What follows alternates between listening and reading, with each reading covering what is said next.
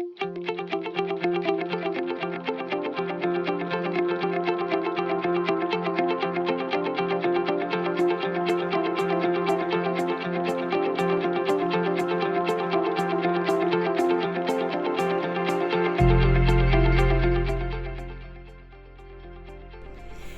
and welcome. My name is Wanda Hancock. I'm Director of Student Affairs and Admissions here on the SRTC Thomasville campus.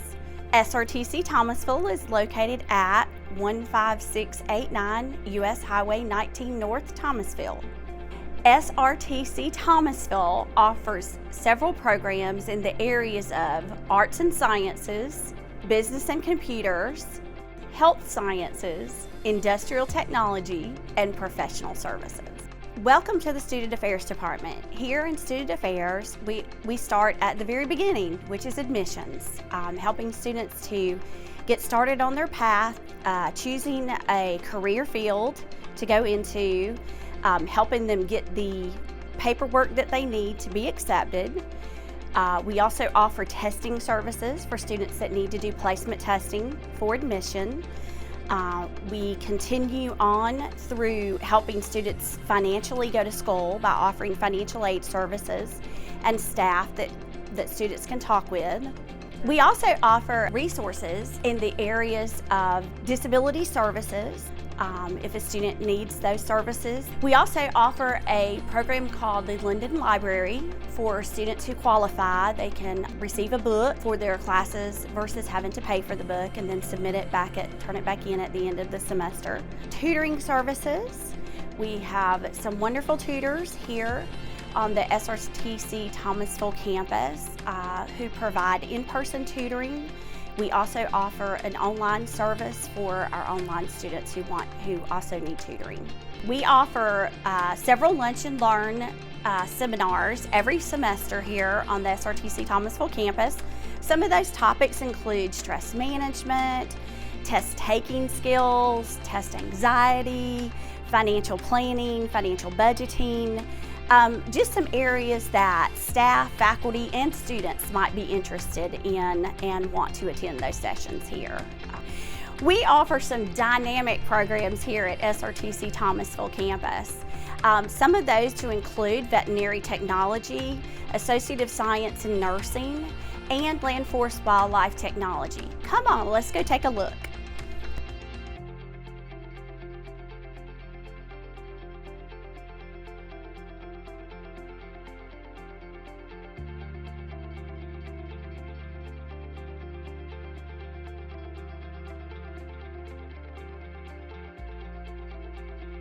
I'm Jennifer Mason, and I am the Program Chair of Veterinary Technology. I began in this role in October of 2018, so almost 2 years now, and I've been in the industry for going on 14 years now, and I was in small animal private practice prior to my role here. Currently we have about 20 students enrolled in our program, and we employ 2 faculty in addition to myself. One is a full-time registered veterinary technician, and the other one is an adjunct at about 20 hours per week.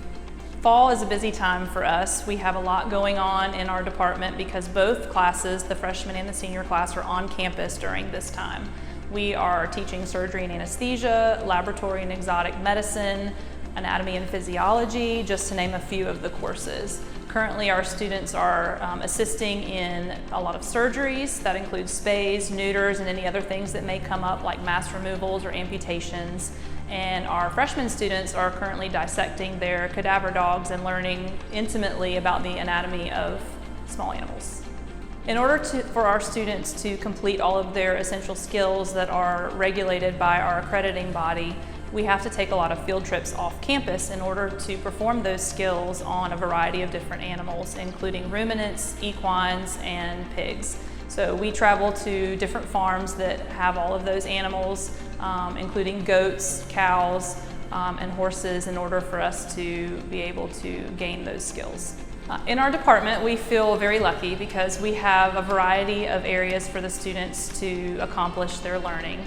We have a lecture hall that comfortably seats 25 or so students when we are not socially distanced. Right now, our largest class is 15 students, so we're able to be 6 feet apart, which is very nice because it's still large enough to accommodate that.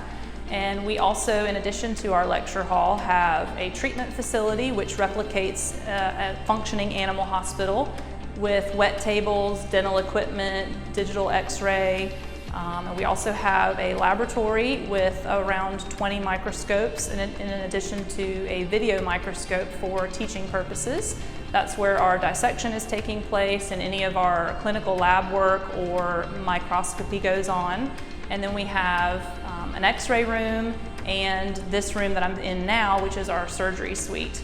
It is housed to be able to accommodate 2 surgeries at one time, and we keep it pretty busy in here.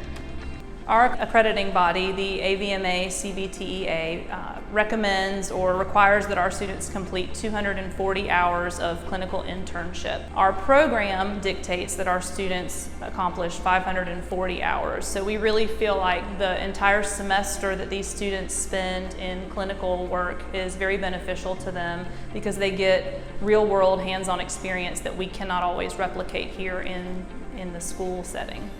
Most of our students choose to go into the private practice field in the local area, in our service area here.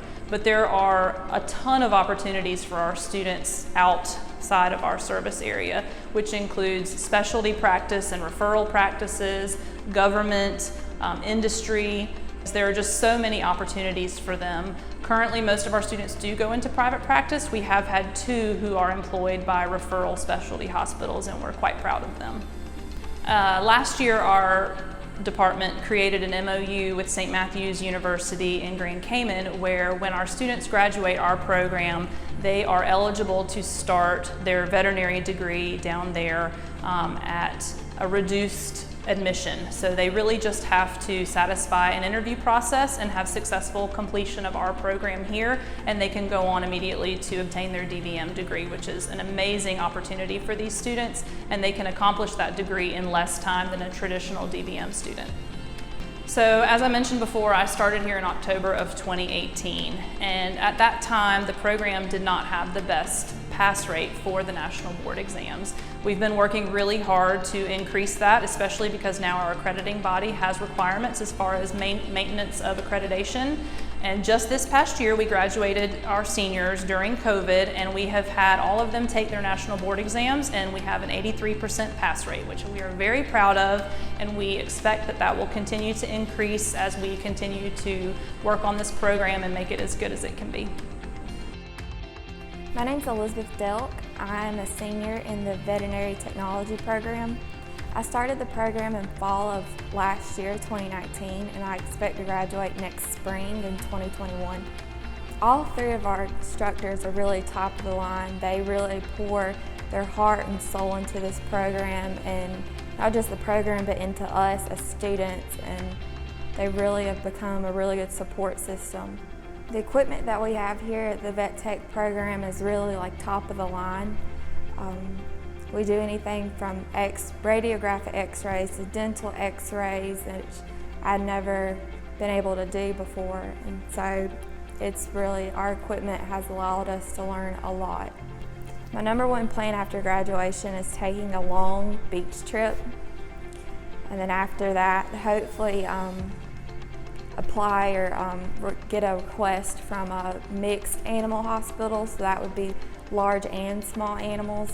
That would be something that would be really cool for me to do.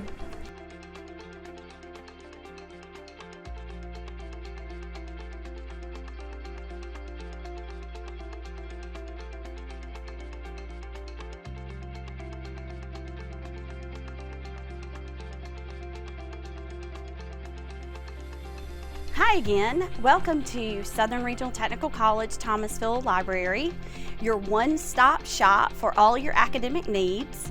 Here we offer computers for our students to use. We have study rooms where groups can get together to study for exams or just private individual studies. We have online resources. We have the Galileo system, which is the electronic book system for our students. We also can offer in between all of our libraries. If a student needs a book that's here, that's not on another library campus, we can certainly make sure that that's interdelivery to that campus for that student to use. Come take a look.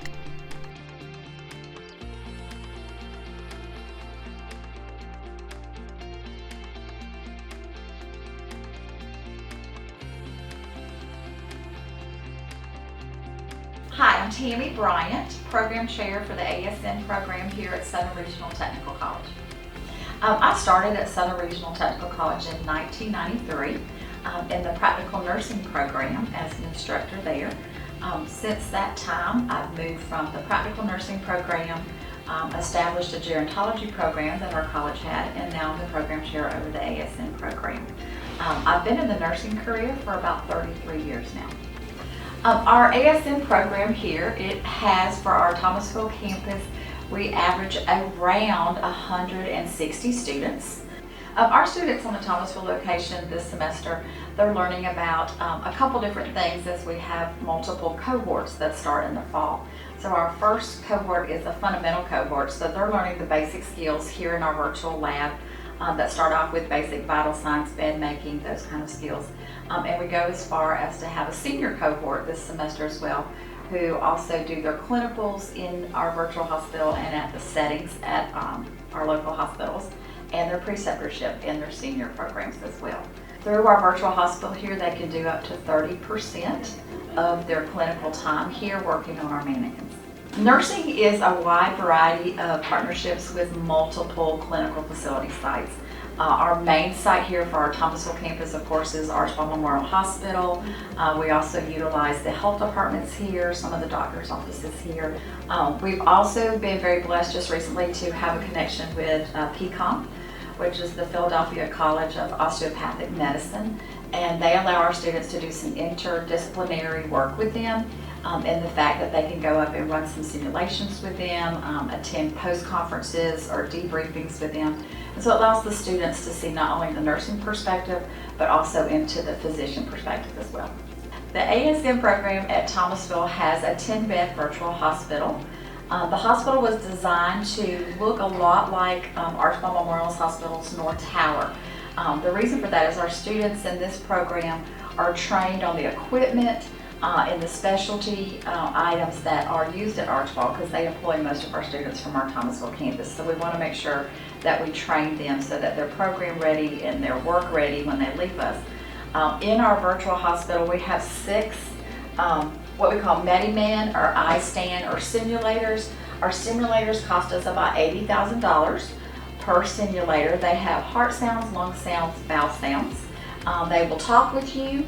They will let you start IVs on them and have a return. They'll have urine output. We can make him cry. We can make him seize. We have a birthing mannequin that will actually birth the mannequin for us.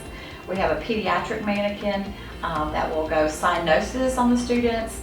We will watch to see if they notice that, and then it can actually go into full cardiac arrest. Both our babies and our adult mannequins. Our senior students do practice a full code in here on our mannequin before they're sent out into the workforce, so they've had that experience of running a full code.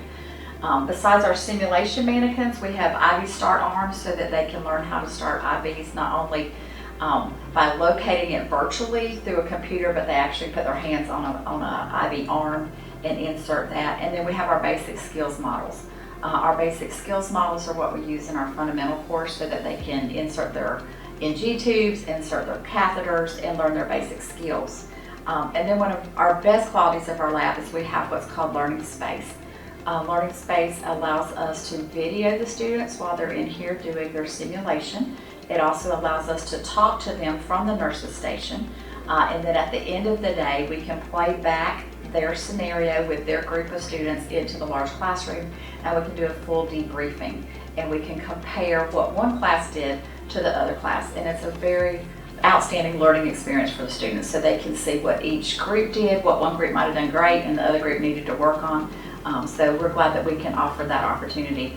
We have 100% job placement in our ASN programs, and that's not uncommon across the state of Georgia, as we all know that we're still in a nursing shortage. Our students are working anywhere from emergency rooms to ICUs to school nurses.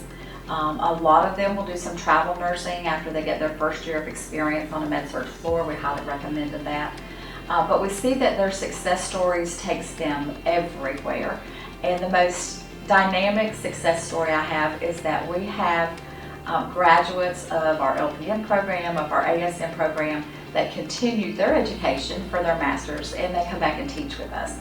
So we have current staff members who started here in technical education, just in the LPN program, that has gone all the way through and are back home with us. So we're excited that they love the field so much and that they love technical education and will come back and teach with us as well. We see a lot of our students that are not only staying in the area, some of them are going to the Atlanta area, working in the major hospitals in the city area. So they're well trained, they're well equipped, and they're ready to take on the world. Hey, my name is Josh Pollock. I am a nursing student in the Southern Regional Technical College nursing program. I started the program in January of 2020, and I'm expected to graduate in May of 2021. So I work in the medical field now. I work as a paramedic. I went through EMT school, and I have gone through the paramedic program here at Southern Regional as well. Work as an adjunct faculty member, and I was very interested in going to nursing school, trying to increase my options that I have, because as a paramedic you are able to do a lot of good, you're able to get a lot of things done, but you're limited on your options for career fields and where you can go from there.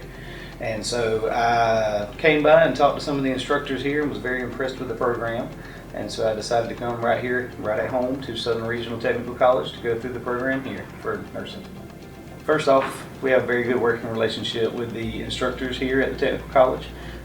Everyone from the program director, Ms. Bryant, all the way down to any of the adjunct instructors that we've had here. It's just been a great experience. Anytime that I've had something come up, I've been able to reach out to them. They're very timely about getting back with you. They're very understanding about what you've got going on, and that in nursing school, you do have a lot going on. And so they are excellent about working with you through those things. We're very fortunate that at this program and at this college, we have a lot to work with.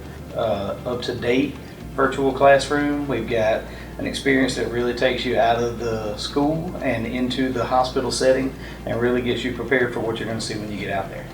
SRTC has prepared me in this nursing program, and with the excellent instructors that we have here, to go out into the world and be able to put my hands on patients and be able to be confident in my skills and to be confident in what the needs are of that patient and the right way to go about meeting those needs.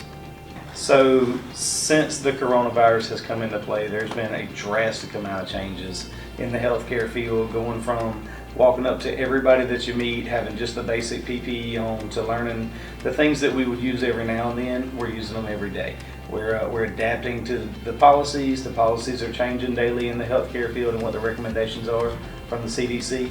And so there has been a world of change from the time I started nursing school in January of 2020 to now, and everybody's scrambling to try to figure out the best way to prepare students for that and to prepare one another in the healthcare field for that. And so as a program, that's something that they've been trying to do, and they've been excellent about working with us and adapting to the ever-changing world that we live in now. Well, my plans after I graduate, I've been fortunate to receive the Arts Bowl scholarship, and so I plan to stay here local. I plan to spend some time with Arts Bowl, at least 3 years, to pay back the scholarship, and then, for lack of a better term, I'll figure out what I want to do when I grow up. I work as a flight paramedic now, and I've considered going and doing some flight nursing, at least part-time, but I'll have to work a couple of years to get my experience built up for that, and then see where I go from there.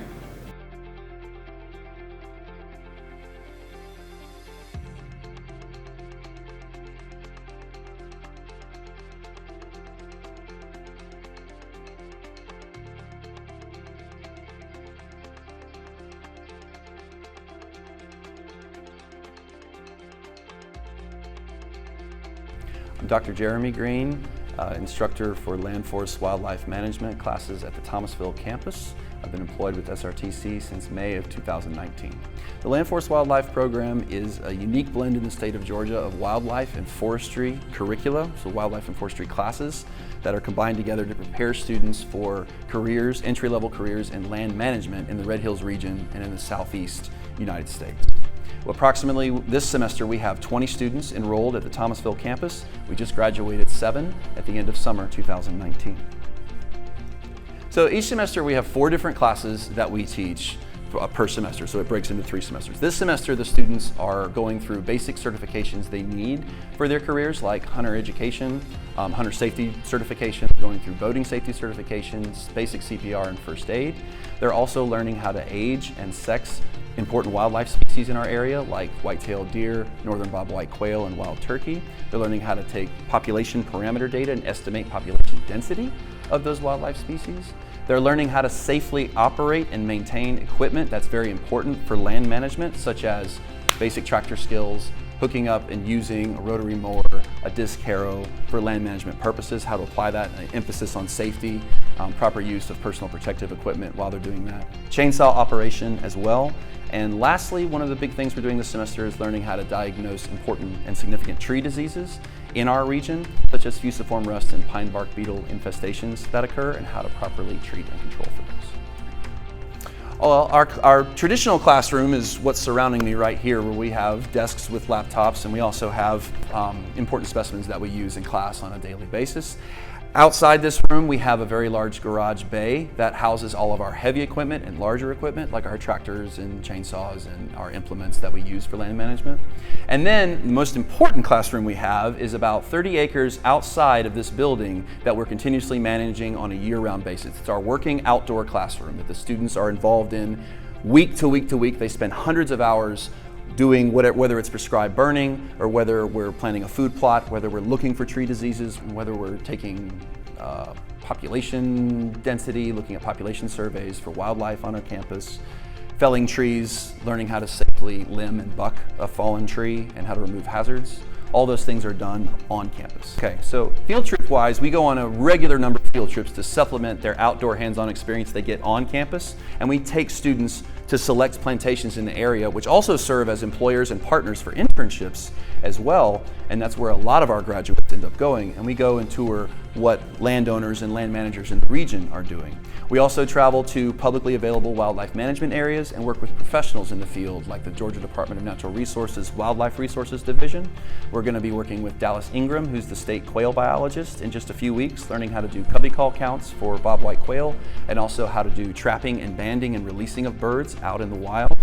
And we're going to be working with Joe Burnham, who is a red-cockaded woodpecker specialist, a wildlife biologist with Georgia DNR, and we'll be working with professionals throughout the field.